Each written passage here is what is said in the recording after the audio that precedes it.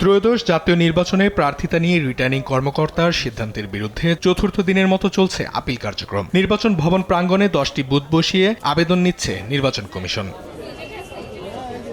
কয়েকদিনের ধারাবাহিকতায় বৃহস্পতিবার সকাল থেকে আবেদন জমা দিচ্ছেন সারা দেশ থেকে আসা প্রার্থীরা। এ সময় 100% জনমত, পরিবেশ ও নির্বাচন ব্যবস্থা নিয়ে কমিশনের সমালোচনা করেন প্রার্থীরা।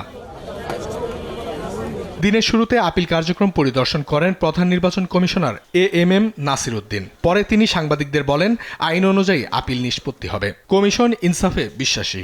কোনো ক্যান্ডিডেট যদি চায় বা কোনো আর্থিক প্রতিষ্ঠান যদি বলে যে আমারটা বকেয়াটা আদায় না করে তারা অ্যাকসেপ্ট করেছে, কোনো অভিযোগ যদি অ্যাগ্রিভ যদি থাকে, এনি ক্যান্ডিডেট ক্যান আপিল।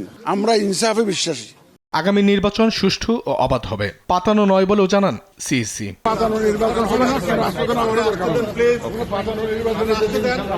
তফসিল অনুযায়ী শুক্রবার পর্যন্ত আপিল করতে পারবেন বিক্ষুব্ধরা। আপিল শুনানি ও নিষ্পত্তি হবে 10 জানুয়ারি থেকে 18 জানুয়ারি। অঙ্কন চৌধুরী, দেশ টিভি, ঢাকা।